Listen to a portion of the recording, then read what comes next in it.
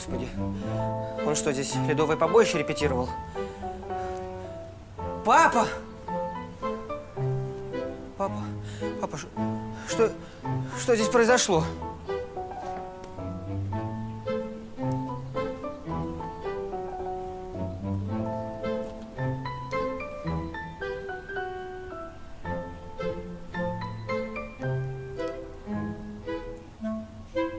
Папа, вставай! Папа! Просыпайся! Папа, какой ужас! Что здесь произошло?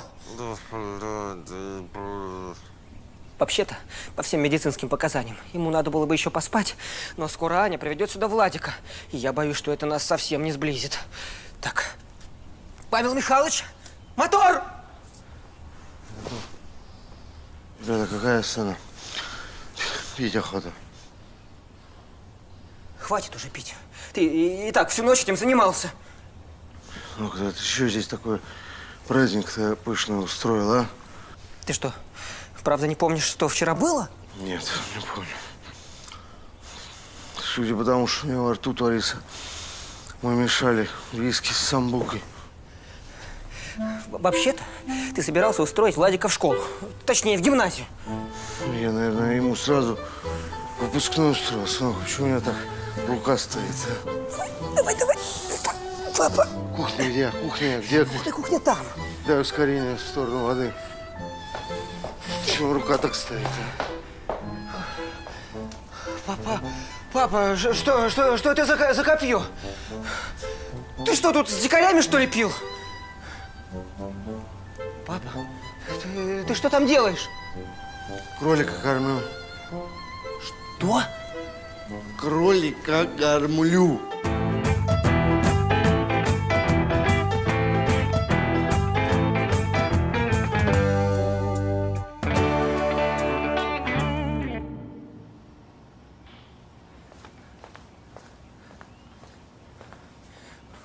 Папа, откуда взялся кролик? Я не знаю, сынок. Вон записка. Так, это уже кое-что. Значит, по почерку можно определить, кто это написал, и тогда… Я написал. Вчера вечером, видимо, уже подозревал, что с утра ни хрена не вспомни. Кролик не желез без меня. Папа, лучше бы ты написал, устроил ли ты Владика в школу. Ну вот как? Вот сейчас сюда придет Аня, а я должен буду ей что-то сказать. Да откуда здесь это барахло? Ты что, парник, что ли, собрался здесь строить? Ой, парни, это уже зацепка. У меня дружбан был, он мечтал рюмочку выпить из парничка. Собственный огурчик. Папа, если мы будем вспоминать всех твоих дружков, с которыми ты мог выпить, закусить, нам, знаешь ли, и недели не хватит. Вспоминай, пожалуйста, что было вчера. Я не понимаю. Я не понимаю. От кого из вас так воняет, а? Почему я вообще должен устраивать твоего клопа куда-нибудь? Это на меня не похоже. Да, не похоже. Знаешь, а тебя обычно вообще не допросишь сделать хоть что-нибудь для своего единственного внука. Вот, видишь, сбой у папы в программе. Что-то не так. Где-то пошло. Что-то пошло не так после того, как я сам попытался его туда устроить. У нас не просто школа. Это элитная гимназия. В том числе и потому, что здесь учатся только дети из благополучных семей. Семей, где есть благополучие. Понимаете? Конечно. У нас очень благополучная семья. Не, ну это просто слова. Мне бы хотелось, чтобы вы мне доказали ваше благополучие. Доказать? Да. Ну, хорошо. Я вам с легкостью докажу это через 2 часа. И я подумал, что благополучная семья – это когда у ребенка есть и мама, и папа. И отправился за Аней. Стюша, ты просто котенок. Это же Москва, он у тебя бабки вымогал. Да это я понял. Потом.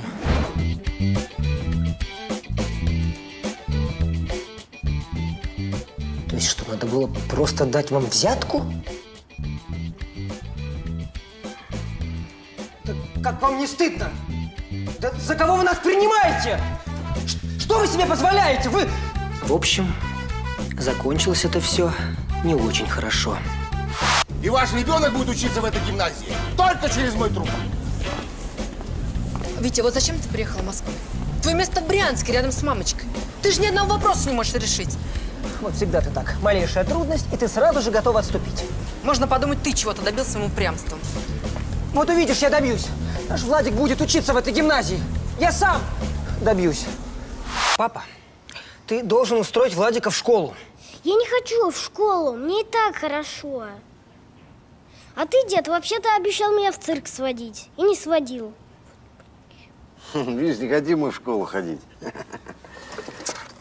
Ну ладно, ладно, что ты? Только хомяк щеки надул. В маминой футболке еще. Сказал устрою, значит устрою. Вспомнил. Наконец-то. Вспомнил этот твой взгляд. Как ты на мать похож. Тебя бы еще губы накрасить. Красивая трость. Твоя? Папа, я тебя умоляю, не отвлекайся.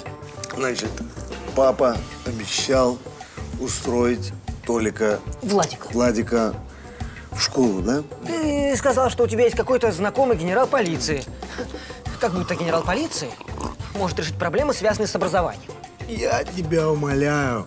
Человек ездит по встречке с мигалкой. Оно так. Все проблемы решает. Вот, именно так ты мне вчера и сказал. Да, генерал. Конечно, старые друзья не должны терять друг друга. Да. Ну давай, до вечера. Где ж сил-то найти на старых друзей? Вот. Ну что, договорился? Да. Вечером придет ко мне. Кто? Генерал придет. Папа, ты не понял? Я насчет Влада спрашиваю. Мы с генералом сядем, выпьем. Стопочку другую, 5-ю, 10-ю. Тут я ему про Владика и влуплю. Сейчас не об этом. К вечеру, сынок, надо подготовиться. Ты все бьющиеся предметы спрячь. Колющие, режущие тоже вынеси. Сам с Владиком где-нибудь заховайся. Или ночуйте где-нибудь. Что-то я не понимаю. Что непонятно, сынок? Когда мы с генералом Яникеевым пьем, в радиусе километра 2 мирного населения быть не должно. Жертвы лишние стране не нужны. И я взял Владика, отправил его к Ане, Так. а сам ушел ночевать к товарищу. А я остался пить с генералом Яникеевым. Все сходится, сынок. Это трость генерала. Он же в ногу раненый, да, раненый. И немного в голову. Значит, здесь где-то должна быть его пластина со лба. Шучу, шучу. Папа, да черт уж с ней, с этой твоей пластиной. Ты Владика в школу устроил или нет? Сейчас придет Аня, а я что буду ей говорить? Как ты на мать похож. Тебе не стыдно, да? Папе плохо, а ты... Папа! Да, все. Сейчас вспомню. За меня выпили, давай теперь за тебя. Геныч, я поговорить хотел. Я сам сегодня много пить не собираюсь. Во-первых, здоровье уже не то. А во-вторых, я сам сегодня за рулем. Так что, допьем, что есть, и все. Ну? Вспомнил? Напугал меня.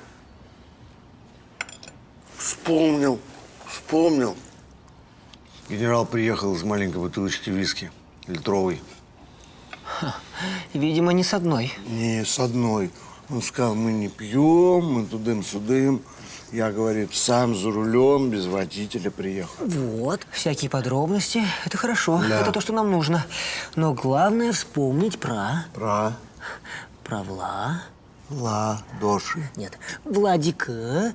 Владика, да, конечно. Ты же мне все утро про него толдычишь. Я должен вспомнить, сынок, должен. Я не помню.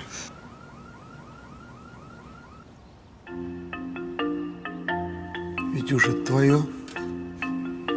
Нет. И генерал вроде в другом был.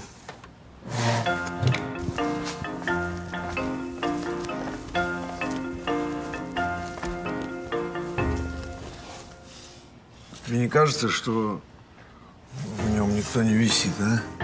Папа, какая разница, кто где висит? Ты мне скажи, ты вспомнил про... Владика, я помню, да. Ты сдурел? У меня, может быть, в спальне тот, кто в платье висел. А я здесь про Владика вспоминаю. Кролика кормлю, а? Все понятно. Ну, может быть, хотя бы генерал бы хоть что-нибудь вспомнил. Да, папа не дурак, папа допер.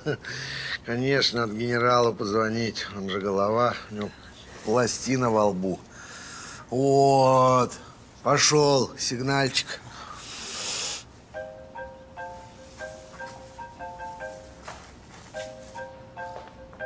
Не держи ты меня, трусливый шоколеныш. Папа! Давай, ходи.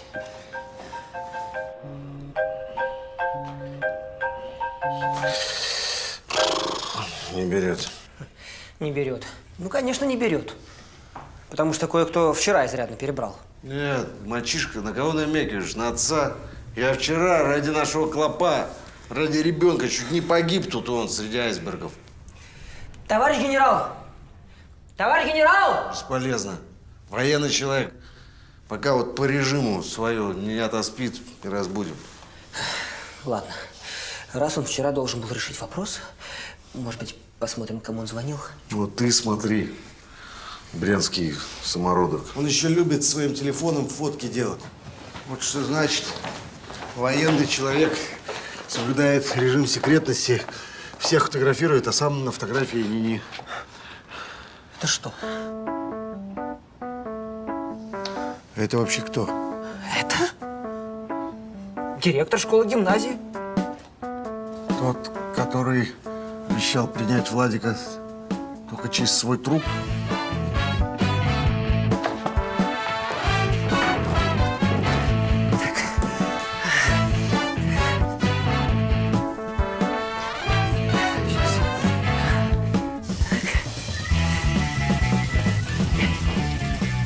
Что делаешь ты, сынище? Генерал плавать не умеет. Учись у профессионалов. Яночка.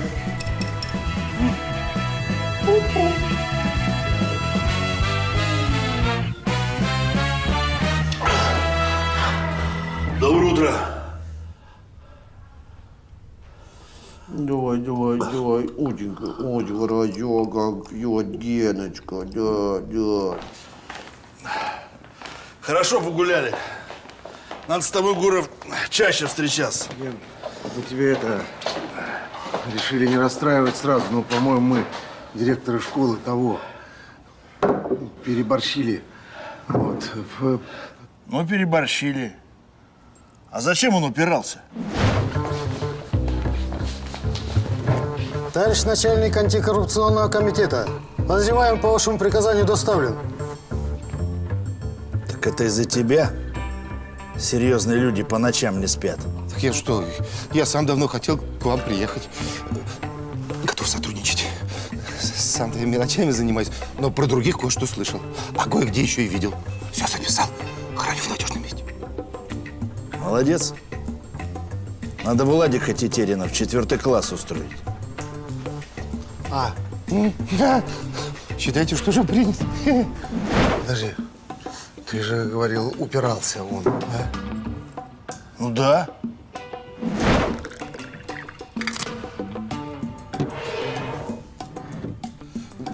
Мне категорически пить нельзя, да?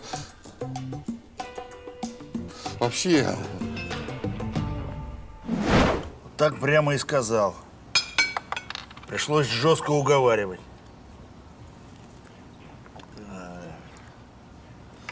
Ладно, сынок, мы выяснили, что нашего Толика, Владика. Владика, все-таки приняли в школу. Да? А кто это сказал? Кто это сказал? Это сказал... Кто это сказал? Директор, наверное, школы и сказал. Вот этот? Да. где, кстати, директор школы? А он вообще жив? Ну, спрашиваешь. Ген. Хотя, если бы был жив, наверное, бы в полицию уже стуканул, да?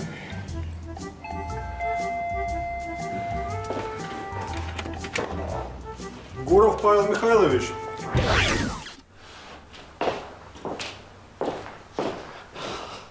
Это конец. По пьяни жирного грохнул. Стоп, не раскисать. Я же в сериале преступников ловлю, а их сразу отпускают. Почему? Да потому что система вся прогнила. Ну, естественно, только в сериале. Меня тоже голыми руками не возьмешь. Чапай еще говорил, врешь, не возьмешь. Я, ребята, генерала Яникеева знаю. Мы знаем, что вы знаете. Поэтому, в принципе, мы и здесь. Ну, я не виноват. Я на самом деле известный артист. Ребят, просто столько у меня завистников, что, конечно, каждый норовит подсидеть. Чем выше на Олимп карабкаешься, тем, понимаешь... Папа! Ты рот закрой, видишь, вяжут. Доброе утро. Здрасте. Господи, действительно, утро-то доброе, а? Извините, мне срочно нужно. Извините. Ну что, можно заносить? Я не знаю, чего вы, ребята. Конечно, заносите, хоть трупы, ей-богу. Кто эти люди, папа? Я не знаю, сынок, мужики с лампами, меня другое беспокоит сейчас. Это, Эдичка, Эдуард, ты нас прости, ради бога, а? Это вы меня простите. За что? Вот сюда вот. Ага. Я снова молод, я снова красив, я круче всех. О, моя любимая! Ген, ты уверен, а?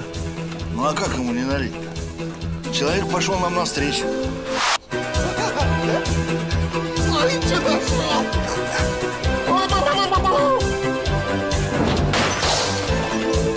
Паша, ты уверен, что хочешь, чтобы твой внук учился в его школе? Я же вас предупреждал, мне вообще пить нельзя. Я просто бешеный становлюсь какой-то и вообще. Так это вы сюда копье принесли? Нет, это полиция принесла, я его случайно в камин метнул. Ладно, а как вы объясните вот это? Ага, ну это я для внука хотел ему показать, что с майором Лавровым в кино снимался. Ну, типа я мафиози, а он меня арестовывает. Да, мне тут... Слушайте, у меня в телефоне вообще куча таких фотографий. Вот. Вот.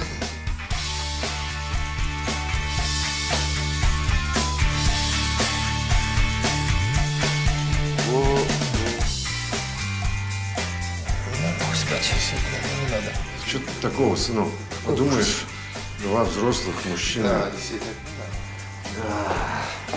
Ну, значит, теперь-то все хорошо, да? Потому что сейчас приедет Аня, а я... А что здесь происходит, а? Я не знаю, это же твоя квартира. Вас понял. Все по местам. Они уже едут. Кто едет, Гена? Как кто? Они. Господи, они едут. Кто едет?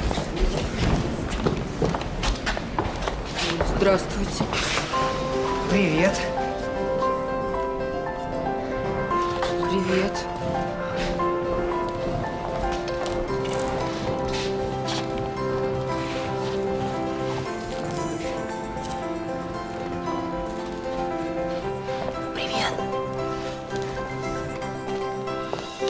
Цирковое представление для нашего дорогого Владика начинается!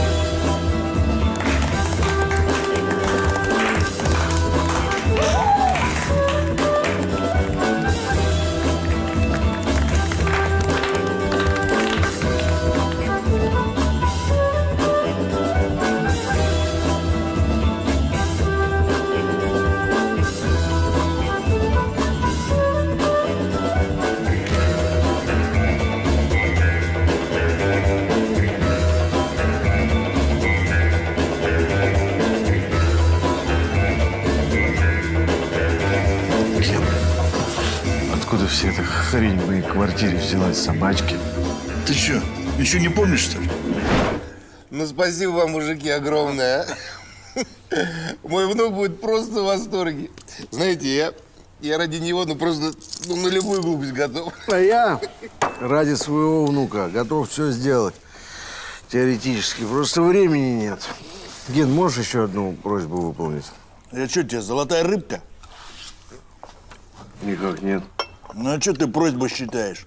Говори, что хочешь. Ну ты лапти гнутый. Я от страха аж секанул немножко. А давайте еще выпьем.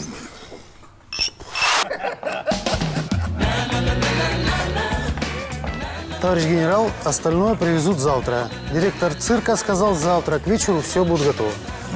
Да. Ну что вы пустые бутылки-то приперли? Взяли бы бутылки у нас.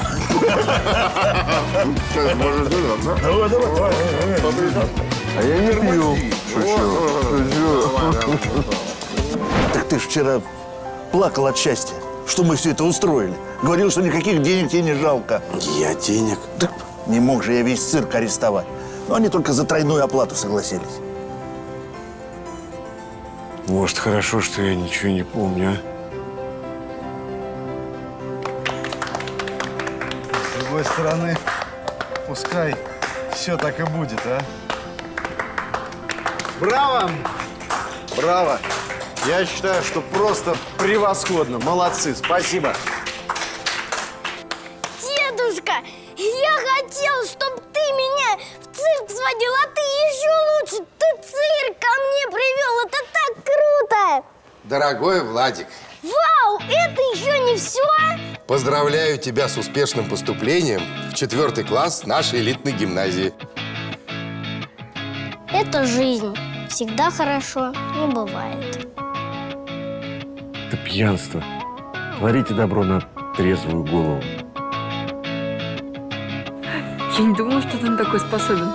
Ты еще не безнадежен. Да, я еще и не на такое способен.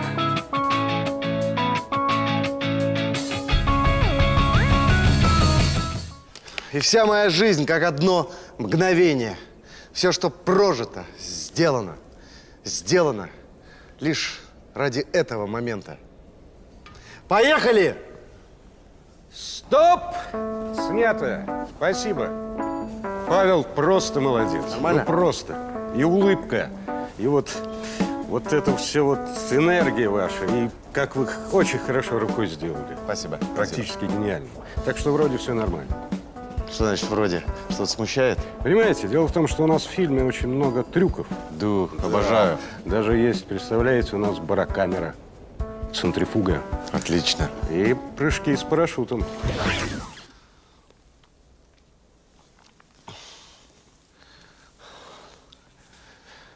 Хасранский театр зверей. Только не парашют. Только не парашют. 2 вещей боюсь в жизни. Это сняться в румынской короткометражке и высоты. Я когда в свой пентхаус только переехал, я 3 недели к окну не подходил и к мусоропроводу. Казалось, бездна. Бездна.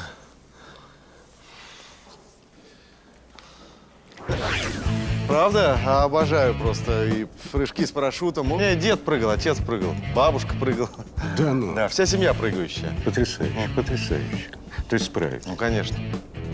Ну и прекрасно, прекрасно. Только понимаете, в чем дело? А Гагарину, когда он полетел в космос, было 27 лет, а вам уже 50. Ну, морщины, нагрузки, все такое прочее. Так что без обид, Павел, ладно? Какие могут быть обиды на старого человека? Слушай, ну не переживай ты так. Подумаешь, Гагарин. Ну не получишь роль, снимешься в рекламе. У меня есть готовое предложение. Лекарство для пожилых людей. Вот, смотри. Остеохондроксид плюс. Почему мне именно предлагают лекарства для пожилых людей, а? Ну как, почему? Ну тебе поверят. Ты же уже не мальчик, юный барабанщик. Ну, у тебя могут быть чисто теоретически такие же проблемы, как у пожилых людей. Лекарства для пожилых надо колоть, да? Ну да, вроде, да. Пусть засунут себе это лекарство туда, куда его нужно колоть.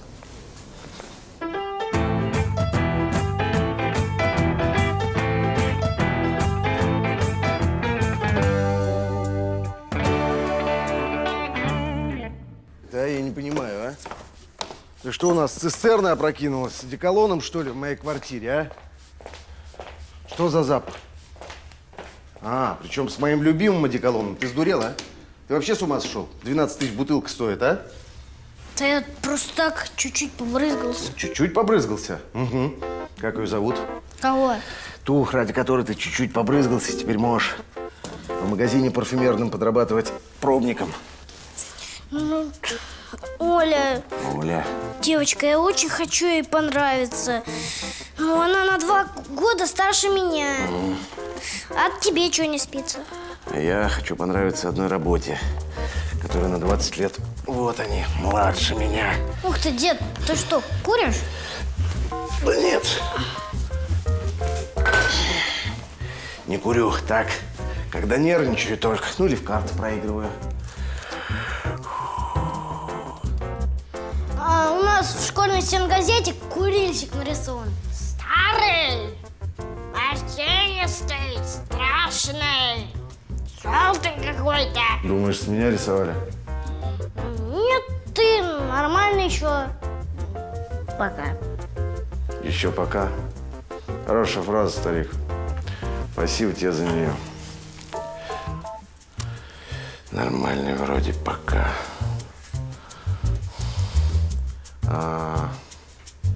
Алло. Здравствуйте. Павел Гуров беспокоит. Узнал. Я хотел бы вас попросить дать мне возможность через неделю еще одни пробы сделать. А что будет через неделю? Через неделю я себя в такую форму приведу, что смогу Гагарина в детстве сыграть. Я сегодня улетаю. Давай, как вернусь в Москву, дам знать. Годится. Спасибо большое. Пока. Да, знаешь что? Вот, нежели хорошо, нефиг начинать. Прячь их куда-нибудь, чтобы я их не нашел. А я поеду в спортзал. Мышцами там погремлю. Девчонок удивлю подготовкой. А ты в школу. Владик, я тебе бутербродики с собой кладу. Вот, с рыбкой. Это для фосфора в организме. С сыром. Для кальция. И с колбаской, чтоб ты поел. Так. Не понял. А это для чего? Влад! Владик!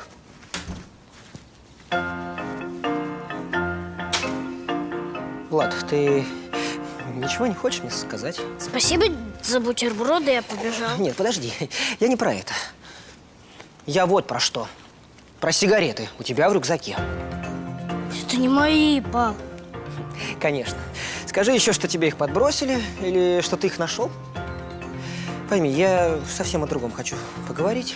Ты уже взрослый мальчик, я хочу, чтобы ты знал. Я не запрещаю тебе курить. Что? Дело в том, что я очень хорошо разбираюсь в детской психологии. И если запретить ему сейчас курить, он непременно станет это делать.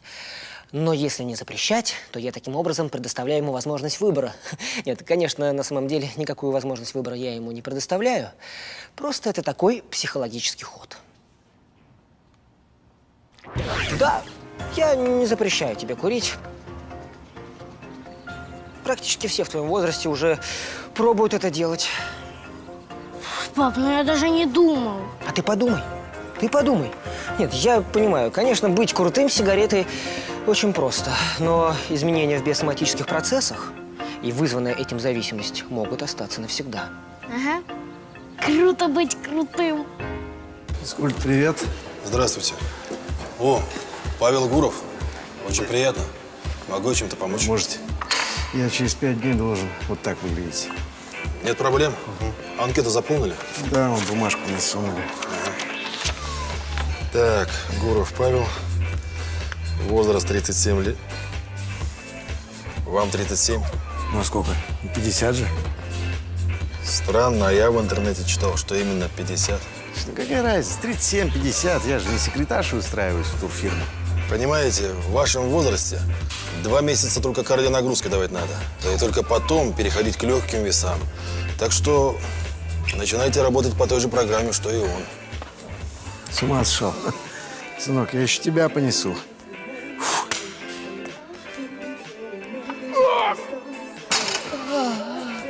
Павел Михайлович. Осторожно.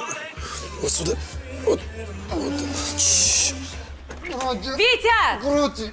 Ой, Вить! Ну помоги, ну. Ой, что случилось? Да твой папаша вступил в неравную схватку со штангой.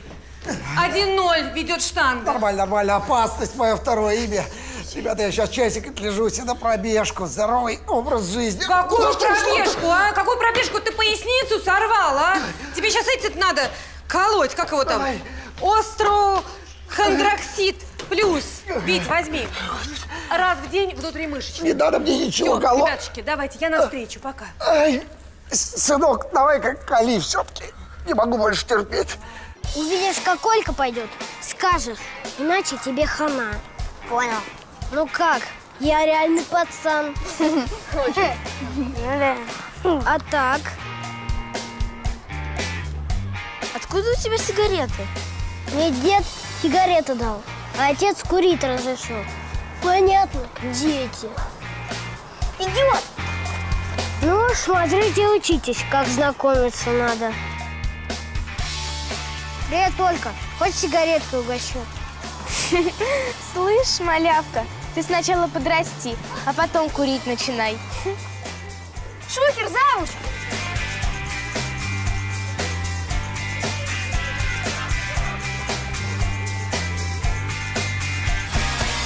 Витя! Спина болит, уколи меня! Иду!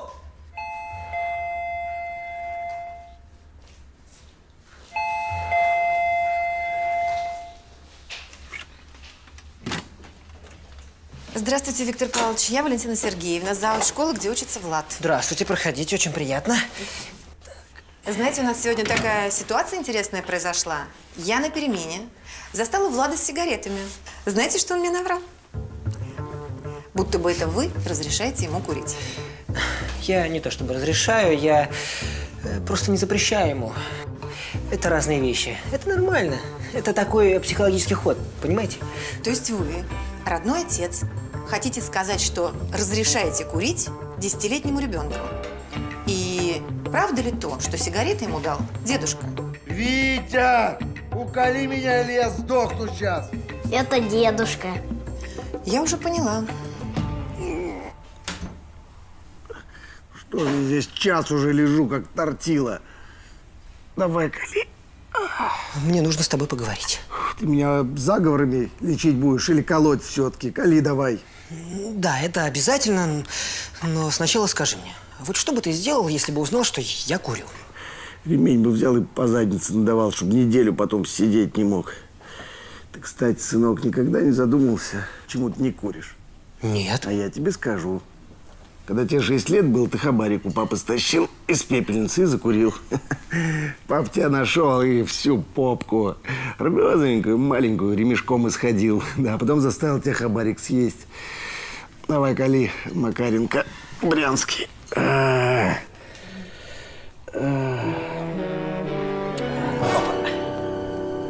дурак, в мышцу попал. Папа, перестань. В своем возрасте мышцы уже не такие упругие. Что вы все ко мне с этим возрастом пристаете, а? Ты очень хорошо выглядишь для своих лет. А меняться надо не внешне, а внутренне. Да ты в Москве уже сколько трёсся, а?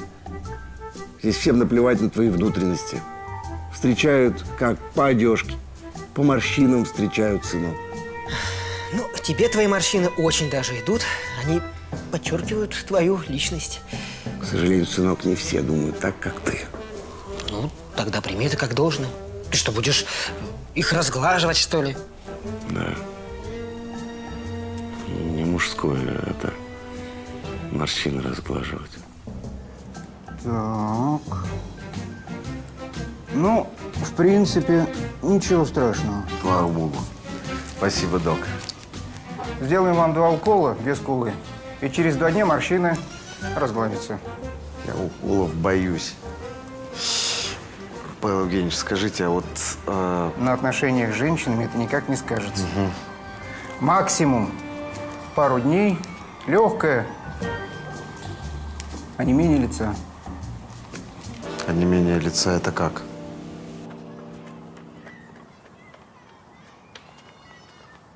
Привет, дед, хочешь анекдот расскажу? Мы сегодня в интернете нашу физручку нашли. Как там она? Елена Свит Барби Кулешова. Я тебе что, не смешно? Смешно. Просто я у доктора был. Теперь дня два так смеяться буду. Что ты ржешь-то? Откнись ты, садись в машину, принцесса.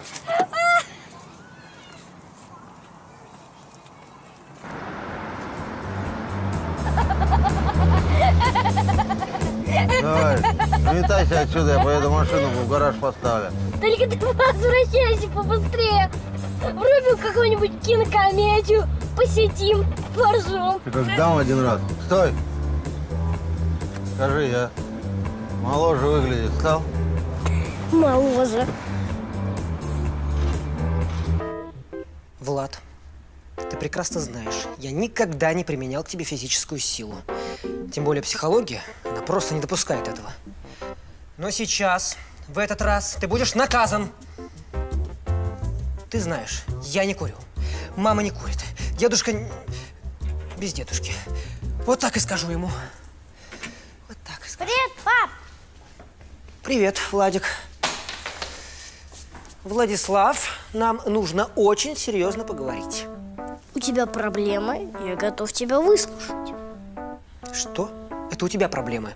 Ты, похоже, забыл, что я твой отец? И неправильно понял наш разговор о курении. А что тут непонятного? Ты сказал, что не будешь против, если я буду курить.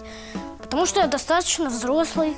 Я имел в виду совершенно другое. Если ты не понимаешь русского языка, я тебе сейчас объясню. Другим языком. Что здесь происходит? Меня папа бьет! Потому что он курит. И ты мне разрешил его отлупить. А ты мне курить разрешил! Ну-ка, иди сюда. Ты правда? Ты ему разрешил курить? А? Не то чтобы ему разрешил, а просто не запрещал ему. Ты что, дурак, а? Просто психология такая наука. Я вообще не понимаю сейчас по твоему лицу, ты шутишь или нет? Ты сейчас поймешь, когда у тебя психология-то через задницу вывалится, а? Ты правда курить разрешил? Папа! 10-летнему ребенку? Сдурел совсем? Владик, открой, пожалуйста. Да. Что это, мама Марго, я сейчас не могу, я занят. Что ты хотел? Паша, у тебя завтра повторные пробы на Гагарина. Вернулся режиссер, просил предупредить. Слушай, ну где Гагарин, где я? Он мальчишка, а я... Нельзя на послезавтра, а? Либо завтра, либо никогда, Гуров. Ну, хорошо, разберемся. Так, на чем я остановился? Папа... А, да, ты дурак, да? Ты что, дурак, курить разрешил ребенка, а? Гагарин пробы, Гуров Павел, дубль 1. И я хочу поблагодарить весь советский народ. Я хочу поблагодарить слесарей, сантехников, ученых, которые создали такой прекрасный корабль, что мы теперь можем взлететь в космос и бороздить просторы мирового, так сказать, пространства. Стоп! Так, снимите с артиста шлем. Не надо, мне так проще просто в образ погружаться. Какой образ? У вас по тексту выступление Гагарина в Кремле перед руководством коммунистической партии. Вы что ж думаете, Гагарин перед Хрущевым в шлеме, что ли, выступал? Ну, почему нет? Снимайте.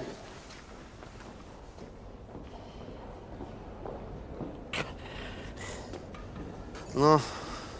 Вот, другое дело. А теперь помашите рукой коммунистической партии и улыбнитесь им широко, по-гагарински. Ну, улыбайтесь, ну, улыбайтесь. Я улыбаюсь. Поехали. 18 лет. Какой прекрасный возраст. Ты полон сил. Тебя все любят. За тебя, мой юный друг.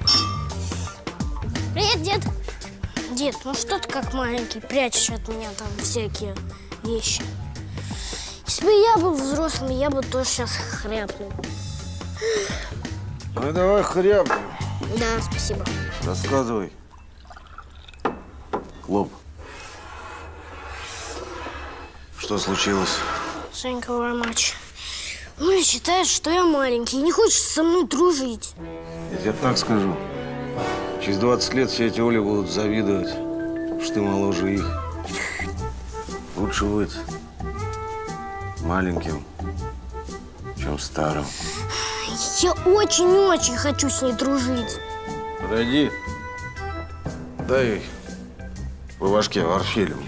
Я всегда так в твоем возрасте дружить начинал. Нет, не получится. Во-первых, она выше меня в 2 раза. А во-вторых, я вообще теперь боюсь к ней подходить. Ладно, я высоты боюсь. А бояться высоких девушек вообще не стоит. Нельзя. Какая бы большая она ни была. Вы что делаете? Пьем. Садись, сынок. Выпей с родственниками. 18 лет молодость. Папа, обычно проблема возраста связана со страхом совершать поступки, не соответствующие данному возрасту. Так, например, Валентин Каун в своей книге описывает случай, когда он не мог заставить 2 60-летних мужчин соревноваться в том, кто дальше плюнет. Я плеваться не собираюсь. Мне еще нет 60, если это намек. Это не важно. Главное, что нужно рушить стереотипы и бороться со своим страхом. Простите, пожалуйста, Виктор… Павлович. Да, я догадался. А как все-таки этот господин Каун заставил этих 2 идиотов плеваться, а? Он предложил заключить им пари. И для них победа над собой стала делом принципа. Обожаю пари, обожаю. Спорим, ты не сможешь свою Олю пригласить на свиданку, а? А спорим, ты не сможешь прыгнуть с парашютом. Цинь! Пап, вот серьезно. Боишься? Не прыгай. Есть же еще аэротруба, потом, в конце концов, колесо обозрения. Абсолютно то же самое. Отстань ты от меня, ничего не боюсь. Просто душно очень. Сегодня прям духотища. Ну вот, о чем я и говорю. Активное потоотделение, учащенное сердцебиение – все это указывает на признаки панического страха. У тебя признаки панического страха. У меня страх был 1 раз в жизни, когда ты родился. Пап, не надо его отговаривать. Деду нужно прыгнуть с парашютом. Он должен перебороть свой страх. Я же переборол. Да? Да. Тем более на колесе обозрения я уже 100 раз была. И Влад меня именно на прыжки с парашютом посмотреть пригласил. Владик у меня такой. Чудо, а не ребенок. В школе хорошо учится, папу слушает, всегда опрятный. Не курит, не пьет. Да, ну да. Ну, не пьет точно. Спасибо. Съездил, прыгнул с парашютом. Ежу понятно, что по воскресеньям никто не прыгает. Вон, да и погода вон барахло. Торчим здесь 2 минуты уже, как 3 танкиста. Все, ребят, я 30 секунд жду и уезжаю. Хватит.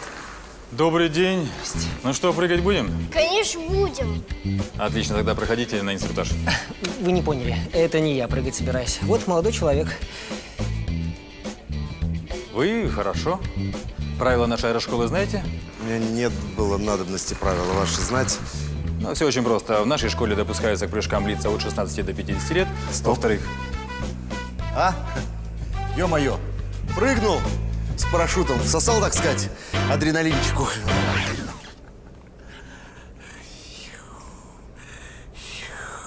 Ребята, ведь я старый, в этом кайф. Я впервые чувствую радость от того, что я старый. Первая хорошая новость за сегодняшний день. Мы не будем прыгать с парашютом. Ну что делать? Вот беда, так беда. Ай-яй-яй, не прыгнем с парашютом. Я стар, я суперстар. Разве так старики говорят? Да пофиг, как говорят старики.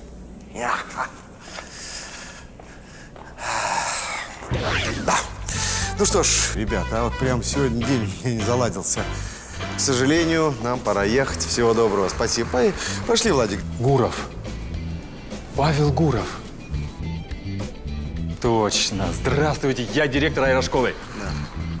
Я столько с вами сериала пересмотрел. Вы прыгать будете? Я бы с удовольствием, но я по возрасту не прохожу. Жаль. Да перестаньте, для вас мы сделаем исключение. Не надо. Пройдемте на инструктаж.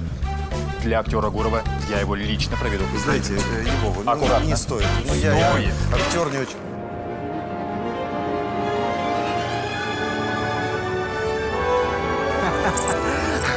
Не важно, сколько тебе лет по паспорту. Важно, как ты себя ощущаешь. Возраст. Прежде всего, это твои поступки. И я в свои 50 готов просто к любым свершениям. А помогает мне в этом остеохондроксид плюс. Красавчик. Дед, а тебе на съемках этого ролика помогло, что ты реально прыгал? Конечно, помогло. Правда, ноги по колени в попу вбил. А так нормально. И спину сорвал. Дед молодой. Меня только тело подводит. Долго ковыряться ты будешь, Витя? Давай, Гагарин, укладывайся. Давай. Опа. Сейчас. Поехали. Доброе утро. Да.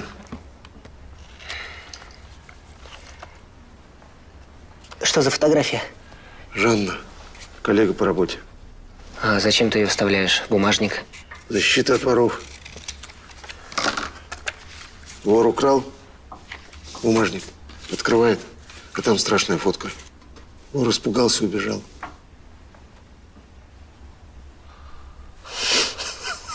Шучу. Это одно из правил съема труднодоступных объектов. 100% срабатывает. А как это срабатывает? Я при ней. Открываю как бы невзначай бумажник. А там кто? А там она. У вас что, в бумажнике моя фотография? Вы заметили? Если честно, вы мне давно очень нравитесь. Скачал ваше фото в интернете и теперь ношу его в сердце, как какой-то мальчишка. 18 есть? Нормально. Я с этой уже года 2 работаю. Она даже на «ты» гадина не переходит. Не то что Кукин-Квакин. Так что, сынок, это дело принципа. Эти твои принципы подорвут тебе здоровье. Чего? Я знаешь, сколько здоровья? Смотри. На! На! Видит? Папа. Мы его теряем! Дефибриллятор, срочно! Дыши! Поздно. Поздно, док. Он ушел. Это из-за вас, доктор Макаров. Ваша нерешительность убила его. Не смейте со мной так разговаривать, вам ясно? Стоп! Снято.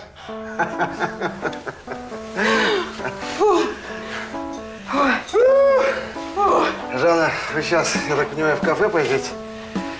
Вы могли бы мне кое-что купить? Влюблен как мальчишка, скачал в интернете и носит под сердцем. Старый прием.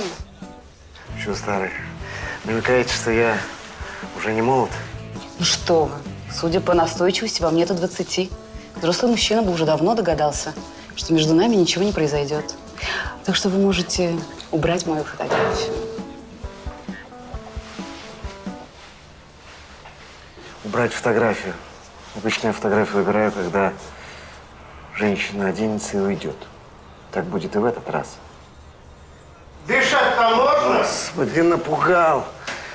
Конечно, дышите.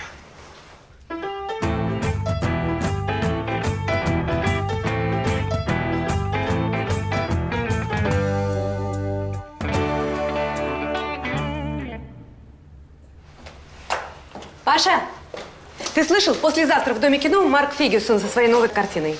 Че там? Вампиры или инопланетяне? Нет, на этот раз весь бомонд, все медийные персонажи. Я понял, все фрики. Боюсь, что мне это не интересно. Ты знаешь, я вообще-то сделала невозможное. Любой другой мне за эти бы билеты руки целовал, а ты ведешь себя как неблагодарная. Звезда?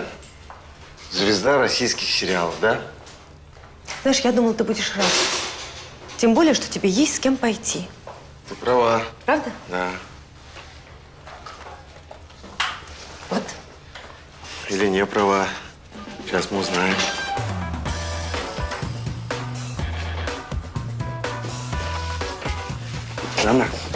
Жанна, вот я достал 2 билета на громкую премьеру. Можете на меня рассчитывать. Обязательно с вами схожу. Обязательно. Насколько я помню, обязательность не входит в ваш стандартный набор качеств. Ага. Не пойму, со мной что-то не так. Или вдруг Жанна стала звездой российских сериалов? Причем тоже неблагодарной.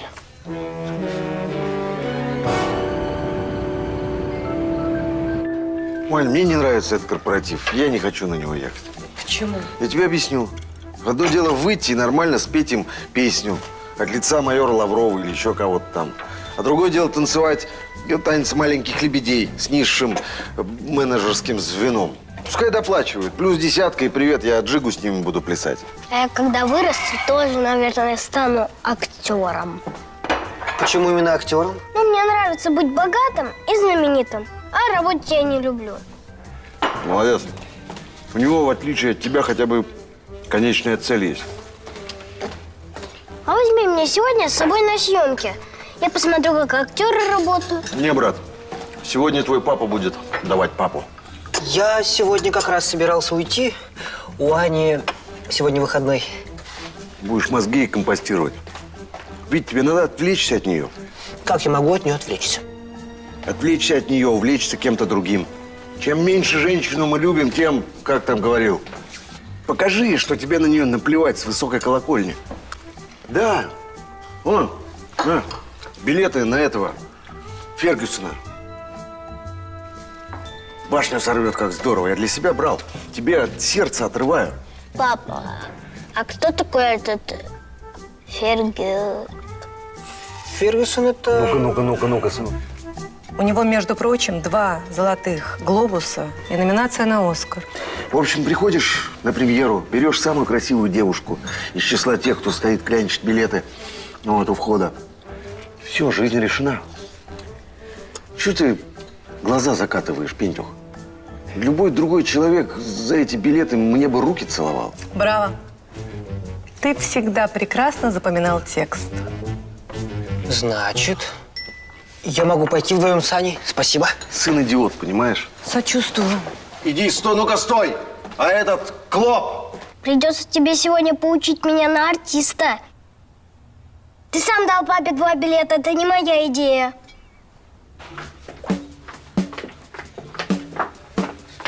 Так, давай здесь. Значит, сидишь здесь и не гугу. Понял? Молча.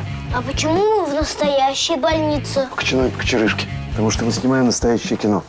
В настоящем кино все должно быть по-настоящему. А когда ты будешь учить меня на артиста? Ладно. Открою тебе наш настоящий артистический секрет. Каждый артист должен уметь доставать языком до носа. Понял? Не получается. Конечно, не получается. Это тренировка. Я когда помоложе был, языком брови расчесывал. Так что сиди здесь, тренируйся, никуда не уходи, понял? Пока я не приду. Ладно. Часа на 2. Его хватит. Да. Повезло мне. Когда у доктора такая красивая ассистентка, прям не хочется думать о больных. Как же нам повезло, Павел Михайлович, что вы не пошли в медицину. Так, минуточку. Значит, этой сцены нет в сценарии, но я считаю, она очень важна. Значит, в больницу привозят мальчика, который неизлечимо болен. Ребенок где? Где кастинг-директор? Ты берешь мальчика на руки. В этот момент… Вот, мальчик. Мы у гримера были, кровь из носа, как вы просили. Ребята, вы сдурели, что ли, а?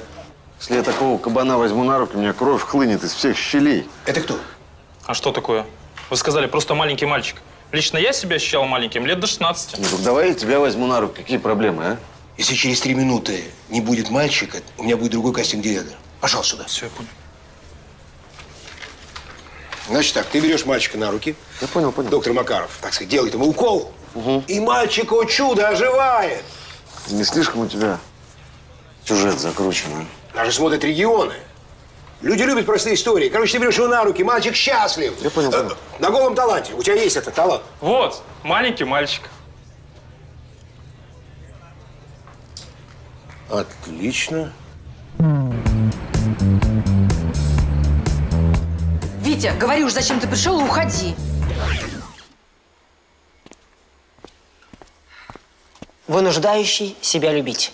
Так называется моя новая методика подчинения женщины. Заметили? Она первая со мной заговорила. Аня, пойдем в кино. Будьте добры, рыбку дайте, пожалуйста. Спасибо.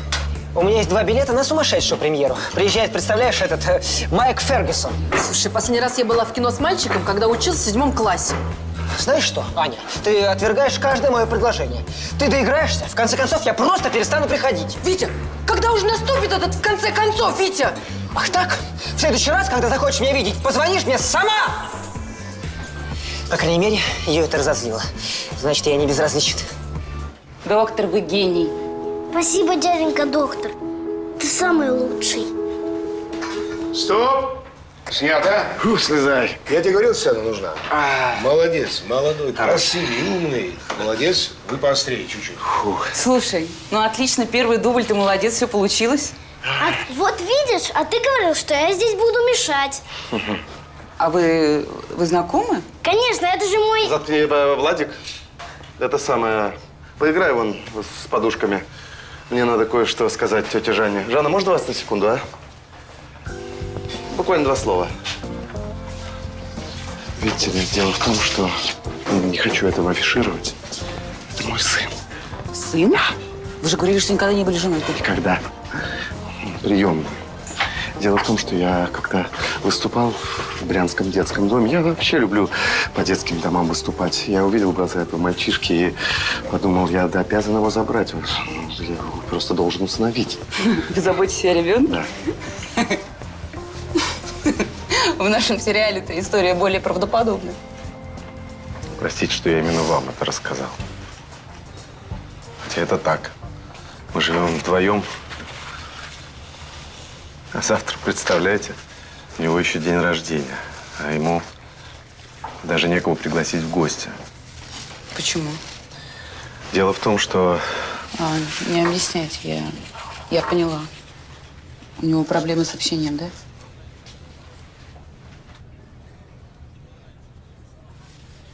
Да. Бедный мальчик. Большие. Но я его люблю любым.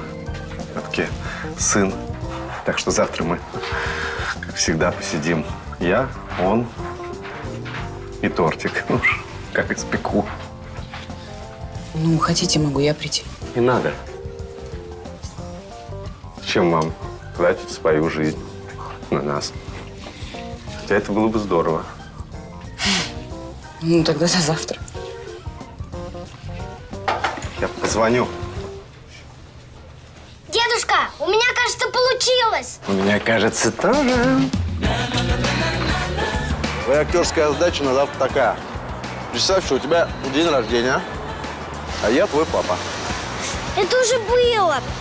Я буду называть тебя папой, а ты знакомишься с какой-нибудь тетенькой. Значит так. Интересно.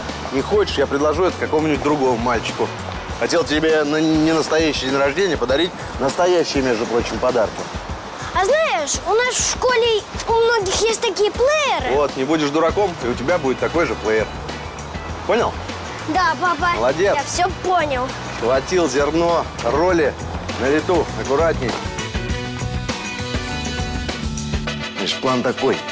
Празднуем день рождения в кафе. Угу. Потом ты говоришь Жанне, что приглашаешь ее к нам в гости. Жанна, я приглашаю вас к нам в гости. Понял? Ложи конфеты. А где будет мой настоящий папа? На премьере с настоящей мамой. Зная твоего папу, уйдет из дома часов за 5 до начала.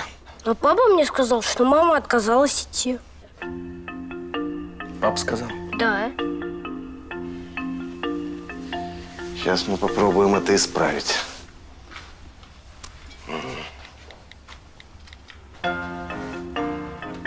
Алло, Анна? Да, Павел.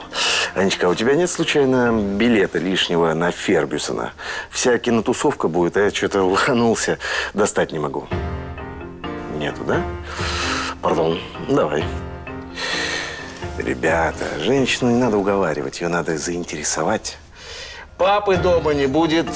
Итак, праздник под кодовым названием «День рождения» продолжается. В главной роли мой внук Владик. А где будет папа? Я же говорю, на премьере с мамой. Уверен, что мама уже согласилась. Папа! Ты чувствуешь? Дедушка гений. Я практически никогда не ошибаюсь. Папа! Она Сама мне позвонила и предложила пойти туда, куда я ее пригласил. Я даже не думал, что ты окажешься настолько прав. Всего только один день я показываю свое равнодушие. И вот, пожалуйста, она уже мне звонит и о чем-то просит. Дай-ка угадаю, сынок, ты сразу согласился? Да за кого ты меня принимаешь? Конечно, нет. Я сказал, что я занят. Пусть перезвонит через 15 минут. Вот ты дал жару. 15 минут нормально. И что, потом опять отказываться, да? Почему? Надо соглашаться на своих условиях. Пригласи ее в ресторан часа за 2 до премьеры. Посидите. Yes! Я, конечно, очень хочу, чтобы мой сын вел себя как настоящий мужчина. Но еще больше сегодня хочу, чтобы он побыстрее свалил из дома. Только ты сразу не растекайся по древу-то перед ней. Гни свою линию, смотри жестко прямо в глаза. Ну что, идем? А куда это вы собрались? Пацану хочу праздник сделать. И идем. Давай, сынок, удачи. Значит, дома никого не будет. Да, Аня. Вот теперь я свободен. Хорошо. Но есть одно условие. Если хочешь пойти в кино, ты должна прийти к нам домой в 5 часов. Нет, иначе ничего не получится. Ты согласна? Я жду. Я ее вернул и на ресторане сэкономил. Как вы думаете, ему понравился мой подарок? Конечно, что вы. Ему раньше вообще никто подарков не дарил, кроме меня. Спасибо. На здоровье. А где его настоящие родители? Наркоманы. Сразу от него отказались. Мать в роддоме пришла в себя, увидела, перекрестилась. Говорит, мне такой не нужен. Бедный мальчик. Ему очень повезло, что он вас встретил. Жан, давайте на «ты» перейдем, а? Давайте. Давай. Тетя Жанна, вы такая хорошая. А придете ко мне домой, в гости? Домой? Зачем? Не знаю. Он не знает. К нему раньше-то в гости никто не ходил. Конечно, приду, если ты хочешь. А может быть, прямо сейчас, а? Пойдем? Ну, можно я доем сначала?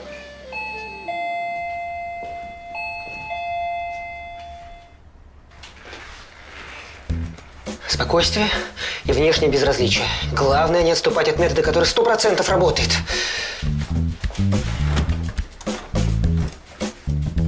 Привет.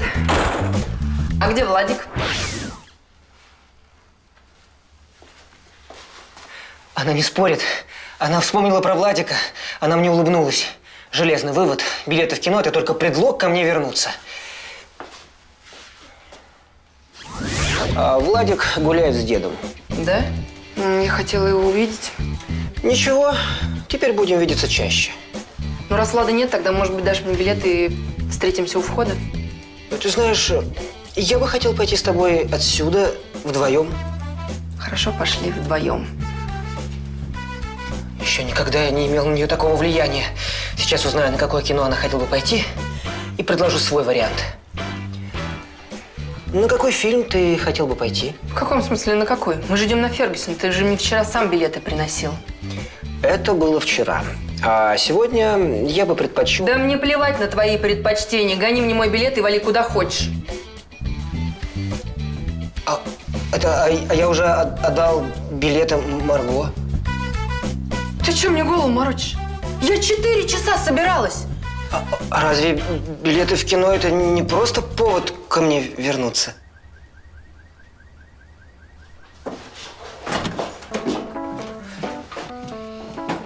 Аня! Ну неужели не очевидно, что мы не можем жить друг без друга? Витя, ты в одну фразу вмещаешь столько ерунды, что я даже не знаю, с какой мне начать возмущаться. Спасибо, что согласилась зайти. Нам с сыном иногда так одиноко возвращаться в пустую квартиру. Если ты думаешь, что я все время буду умолять тебя вернуться, то ты очень ошибаешься. Знай, это твой последний шанс. И прекрасно, я с удовольствием упускаю этот свой шанс. Наконец-то. Мама! Владик, я пришла тебя увидеть, но мне уже пора уходить. А это, простите, ваш сын? Это мой ребенок. Это мой ребенок. Ты вообще его бросила! Прекрасно, Витенька. Мы теперь должны это рассказывать не только малознакомым людям, а вообще незнакомым. Это его родственники, которые нашлись буквально на днях, не хотел сразу говорить. Даже отец относится к ребенку лучше, чем его родная мать. Сегодня я его даже не просил. Он взял, устроил для мальчика. Хватит! Хватит собачиться на глазах у ребенка. Что же вы думаете только о себе? Как вам не стыдно, а?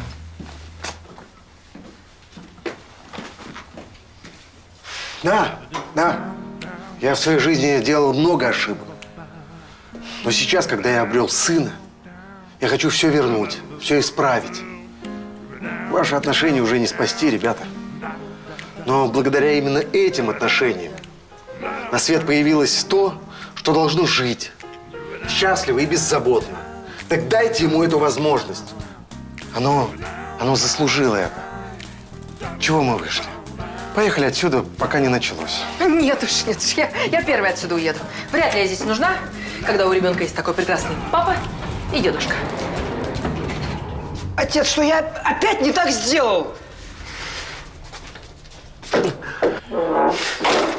Он молится так. Отец, наркоман.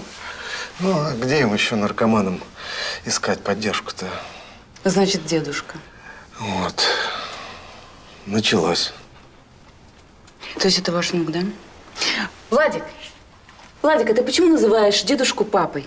Ого, кажется, я многое пропустил. Просто сегодня мы играем в день рождения. Деда учит меня на актера. Вот, возьмите. Это же не настоящий день рождения. Владик, оставь себе. Я, в отличие от твоего дедушки, стараюсь все делать по-настоящему. И любить. Тоже предпочитаю по-настоящему. А вы, Павел Михайлович, просто, наверное, никогда никого не любили. И вас поэтому никто не любит. Неправда. Вы просто про него ничего не знаете. А с ним всегда весело, всегда интересно. Деда, я тебя люблю, потому что ты самый лучший дедушка на свете. Это, Клоп, ты так-то не переигрываешь, а? Так мы же больше не играем. Просто я давно хотел тебе это сказать. Ты извини, что я не сразу разглядела в тебе такого родного, такого близкого мне человека. Я сразу знал, что все закончится этим.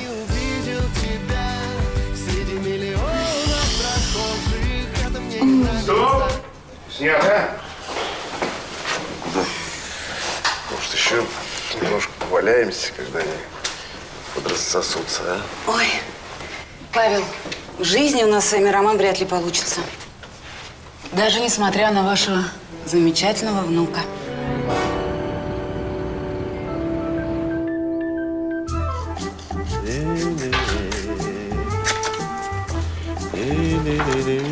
Доброе утро. Ага. Так, ты опять меняешь фотографию? Ага. А что, неужели с Жанной это прокатило? No. Пришлось проставиться сценаристу, чтобы написал на нас с ней пару постельных сцен. Но это, сынок, исключение из правил, которые подтверждают само правило. Да. И, кстати, я решил попробовать жить по твоим правилам. Красавчик. Тогда давай. Прямо с утра. И грябнем. А? Нет. Я для начала просто перестану звонить Анне и начну новую жизнь. Прямо скажем, не совсем по моим правилам. Но я рад, что ты хотя бы свои стал менять.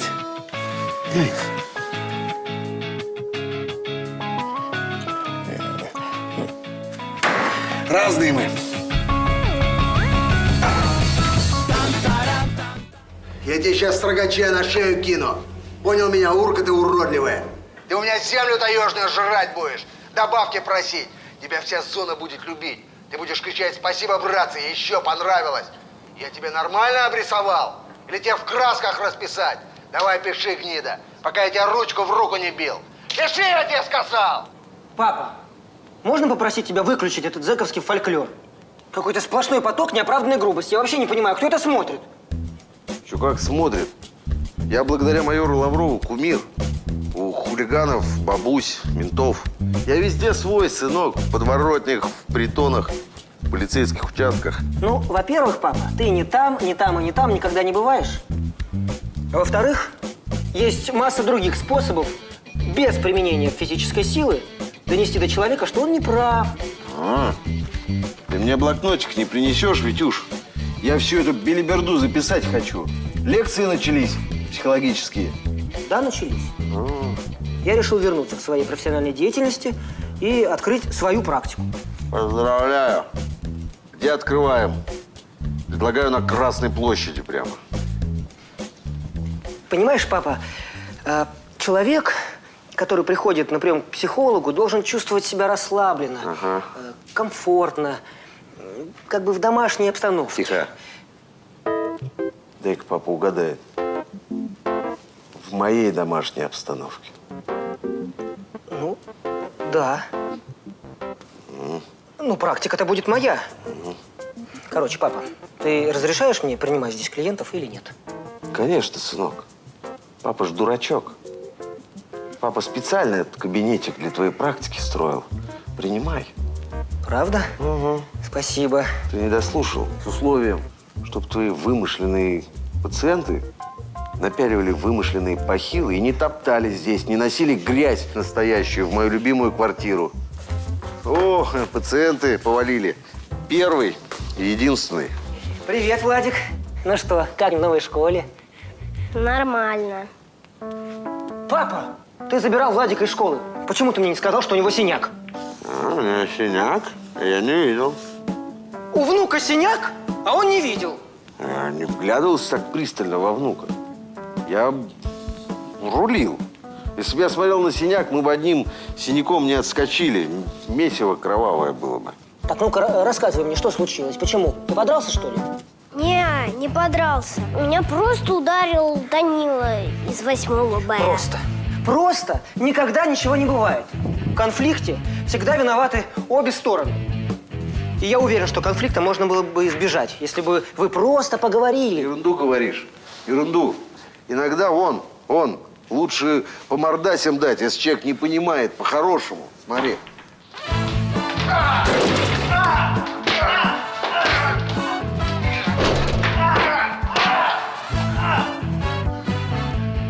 Молодец, Владик. Деда пошел. Папа, что ты такое говоришь? Владик, не слушай дедушку.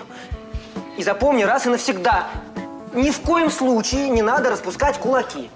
Всегда нужно разговаривать. Понимаешь, завтра мы пойдем в школу и все уладим. Печально, когда ребенок растет без мужской руки. И тем не менее, я вырос абсолютно нормальным человеком. Да я не про тебя. Я про внука.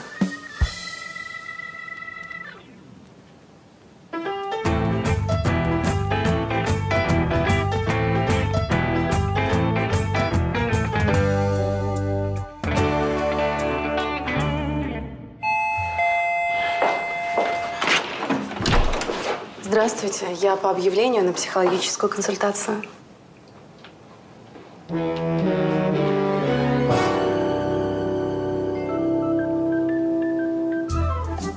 Первый раз жалею, что я не психолог. С другой стороны, я актер. I'm a good actor. Я могу сыграть психолога. Да, конечно. Проходите, пожалуйста. Я помогу, конечно. Спасибо. Чем могу. Прошу. О, я не думала, что психологи столько зарабатывают. Мне кажется, вы будете мне не по карману. Я вас умоляю. Простите. Ксения. Ксюша, прошу вас. Знаете, Ксюш, для меня, как для психолога, деньги не играют никакой роли. Мне очень важно, прошу, моральное здоровье пациента. И я хотел бы в первую очередь, чтобы вы отсюда вышли удовлетворенные. Мне очень приятно. У вас знакомое лицо. Я видела вас по телевизору. Первый раз. Может текст сорваться из-за того, что девушка меня узнала. Обычно ведь всегда наоборот. Видите ли, я вам все объясню. Я видела вас в ток-шоу, и вы анализировали браки поп-звезд. Какая вы умница. Абсолютно правильно. что мы все о моей славе, да о моей славе. Давайте перейдем к вашей проблеме. Я вас слушаю.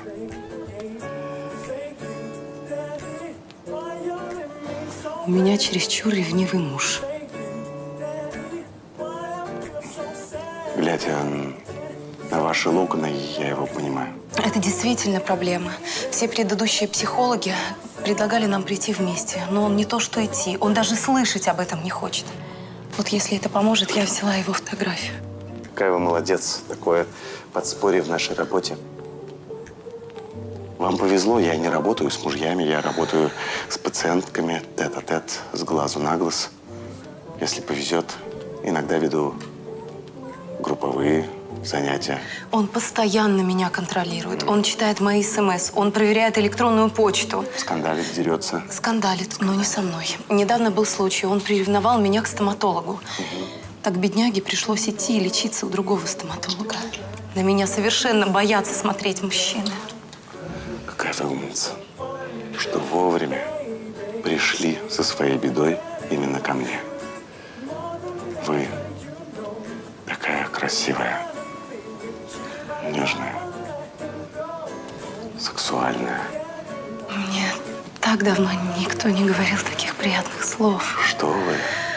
Приятные слова в начале – это лишь маленькая часть моей авторской методы.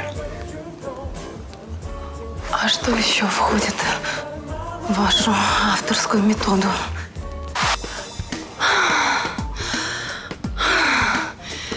Знаешь, мне так понравилась твоя авторская методика. Ничего, что мы перешли на «ты». Здорово. Ты поняла, что в моей методике главное – теснейший контакт с пациенткой. Я поняла.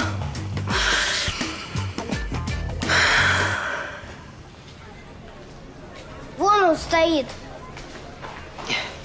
Вот, Владик, сейчас ты увидишь, что все можно решить мирным путем. Даниил! Он так не отзовется, у него прозвище Пятак. Это что еще за прозвище такой, ужас какой? Даниил! Пятак! Можно тебя на секундочку? Че надо?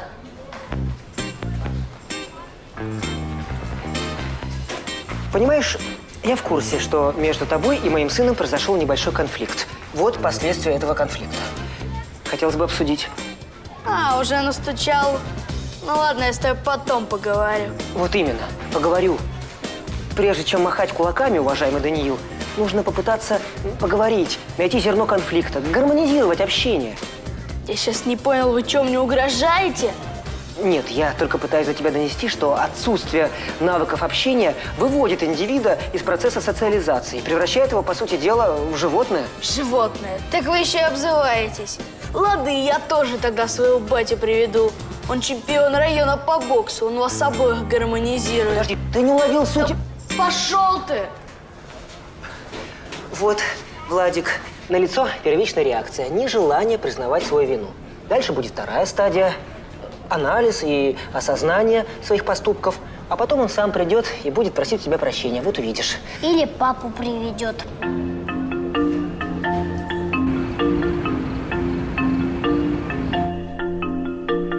Владик. Что? А что, папа этого Данила действительно чемпион по боксу? Не знаю, он про своего батю много разного говорил. То он десантник, то каратист, то кикбоксер. А что? Да нет, ничего. Я думаю, что до рукоприкладства не дойдет. Он же взрослый, разумный человек. И тем более мы ничего такого не хотели. Мы пошли, так сказать, на мирный диалог. Пап, почему у меня сейчас такое ощущение, что ты себя успокаиваешь?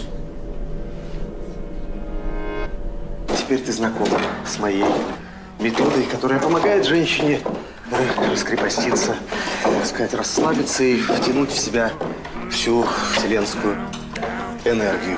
А я думала, что это был просто секс. Дюк тоже думал. Нет, авторская метода. Вообще, моя специализация – это проблемы женщин от 18 до 33, максимум до 35. Кому я вру? Ведь были и 45, 54. Ой, Эльвира Павловна. Кстати, можешь рекомендовать меня своим подругам. Было приятно вам помочь. На этом наш сеанс окончен. Бог даст, не в последний раз. Добрый день, проходите, пожалуйста. Только недолго, мы настольную игру купили. Да. Так, никаких игр, пока домашнее задание не сделаешь. Прошу, прошу. Почему? Переодевайтесь, ваши халаты, как всегда, на месте. А это кто? Это никто. Это мои пациенты. Пациенты? Пациенты, да. Сынок и отец. Вот, одиночка. Совершенно безнадежный случай. Играет, так сказать, для сближения. Угу. Дал им в прошлый раз домашнее задание. Наверное, опять не успели подготовиться. А в нашей терапии домашнее задание предусмотрено? Ох, да, простите, я забыла совсем заплатить за сегодняшний прием. Что вы, я работал... Ничего не говорите. Большое спасибо за сегодняшний прием.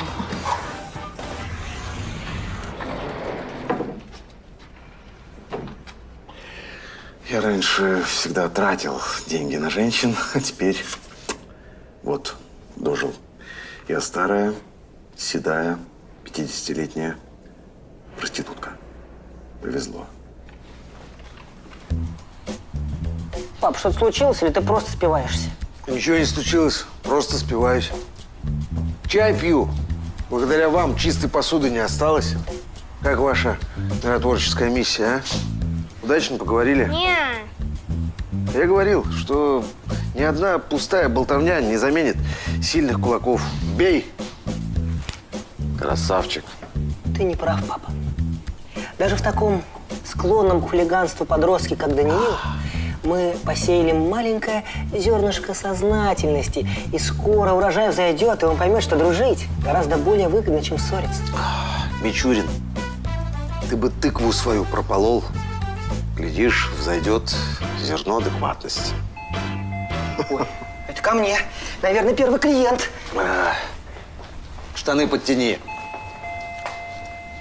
Дед, знаешь, я считаю, ты прав. Чего? Ну вот Пушкин. Человек столько красивых стихов написал. А на дуэли в перестрелке это ему никак не помогло. Правильно говоришь. Только огнестрел даже в наше время это уже перебор. Но мыслишь в правильном направлении. Ох, здоровый кабанюк, а. В кадр не влезает.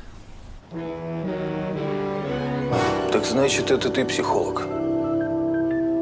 Да, я. Я только сказал, что я психолог, и все.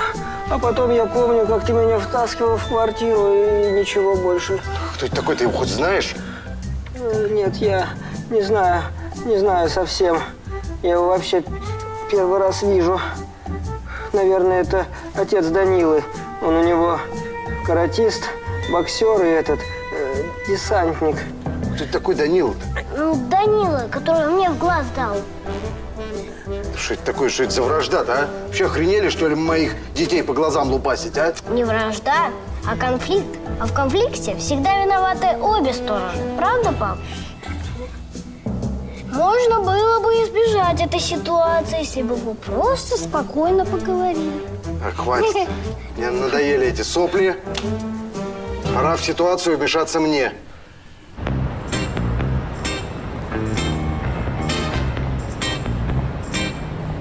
Вон он, этот пятак. Пятак в рыл дать. Еще раз Владик тронешь, я тебе пятак в пятак дам. Понял меня? Ух ты! Ты ж майор Лавров! Крутой ментяра, который всяких бандитов ловит. Офигеть! Дашь автограф? Кажется, беседа принимает очертания такого товарищеского брифинга. Надо усугубить конфликт. Кого ментярой назвал, а? Урка малолетняя. Хочешь, я и тебя, и папашу твоего огорчу, а? Зону топтать будете?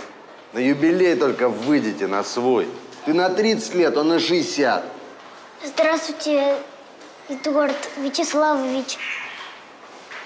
Прочухал тему? Или тебе в красках обрисовать, а? Чего молчишь? Памперс намочил, штаны напрудил, а? Передай своему батону, что я за сына Витю с ним поквитаюсь. За то, что он по лицу его ударил. Ясно? Это был не его папка. Здравствуйте, господин директор. Здравствуйте. Павел Михайлович, пройдемте в мой кабинет. Ага. Деда, только можно попросить вас побыстрее там? Да. Но он тебя больше не тронет, я думаю. Надеюсь. Ну, я побыстрее, ладно.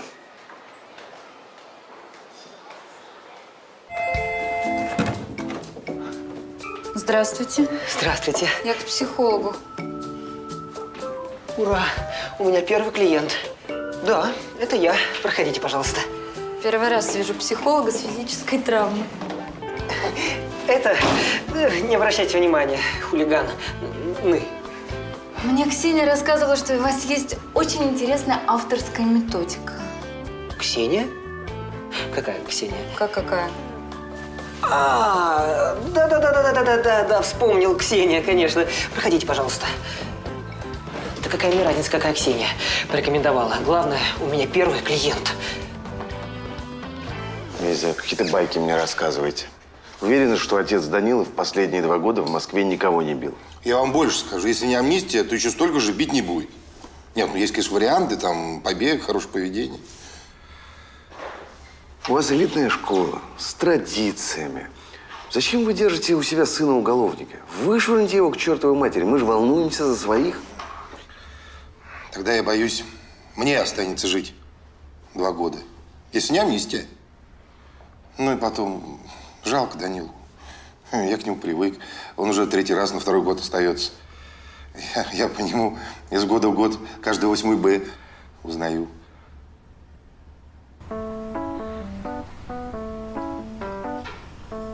Ну, я вас слушаю. Ну, у меня, доктор, та же самая проблема, что и у Ксении. Поэтому я к вам пришла. А поконкретнее? Нет, я, конечно, помню, в чем проблема Ксении, но мне важно, чтобы вы сами сформулировали свою проблему. Осознание своей проблемы есть первый шаг избавления от нее. Ой, доктор, да у меня все то же самое. Не хватает мне мужского внимания, ласки. У меня случай даже более сложный. У меня мужа нет. Попробую вам помочь. Я только за. Итак, приступим. Я вам сейчас буду называть основные аспекты, которые могут вам помочь. А вы можете даже взять и записать. Все наши проблемы идут из детства. Так. Экс. Херсонский тюз, а? В Москве даже в квартирах нет места для парковки. Автопарк быстро убрал весь. У меня сегодня была первая клиентка, и, между прочим, осталась очень довольна. Так он меня 2 часа какими-то терминами грузил. У меня аж от него голова разболелась. Так, может, он поэтому и не показал тебе свою авторскую методику? Да нет, сначала-то у меня голова не болела. Я ему даже как-то намекать пыталась. Ладно, сейчас доктор сам объяснит, почему у него такие разные подходы. Ладно, новости есть. Пап, дедушка не сказал тебе главное. Тебе не отец Данила врезал. Не отец Данила, а кто тогда?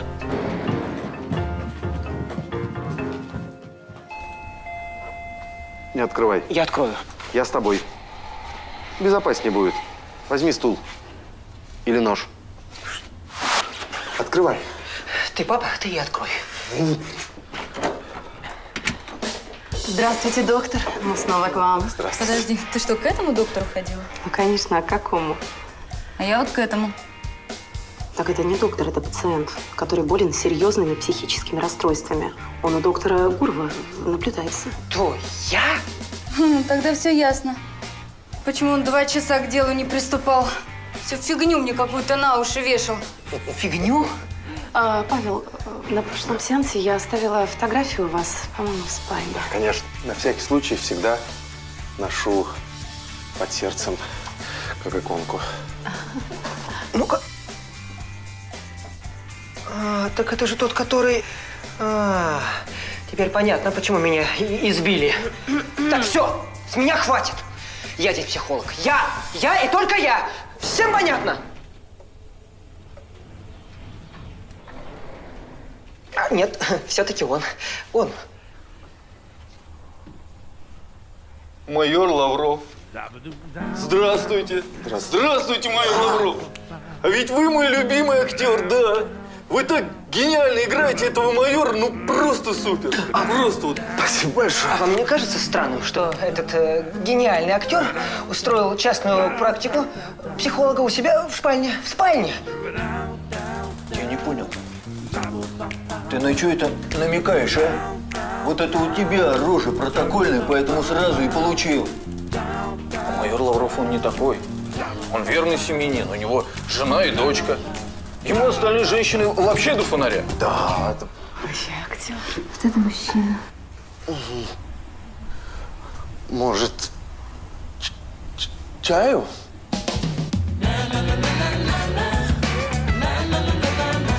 Ты это... Прости меня, Витюш. Надеюсь, тебя не очень подпортил практику твою частную. Теперь уже не будет никакой практики. Чего? Ну, это твой дом. Тоже это не верно. совсем этично, мне кажется. И потом это не совсем безопасно. Привет, пап. Ну, как дела в школе? Отлично. Подожди, а что это такое? Где твой рюкзак? Рюкзак вот. Держи тетеря. Ну, то есть Владик. Ты мой лучший друг до 11 класса. Ну или до ПТУ, если вместе поступим. Даже так? Ну что, Влад, что я тебе говорил? Налицо вторая стадия сознания. Какая? Вторая, папа. Дядя Вить, вы были правы насчет гармоничности общения. Я тут подумал и решил для себя, что дружить реально лучше, чем махать кулаками. О как? Да? Ну, я очень рад, что ты наконец-то это понял. Пойдем. Молодец. Ты опять. Здесь чуть больше счет следующего месяца. Так много? Круто. Телохранитель моего внука не может получать мало. Все, свободен. Пошел. Спасибо. Папа. Господи, сынок, как олень прямо. Дышишь тяжело. Чего? Подожди, а что это ты дал этому пятаку? Деньги, что ли? Кто, я? Нет. Какие деньги? Это гуманитарная помощь. К тому же парень из неблагополучной семьи. Вот, ты слышал, что он понял, что дружить лучше. Ты молодец.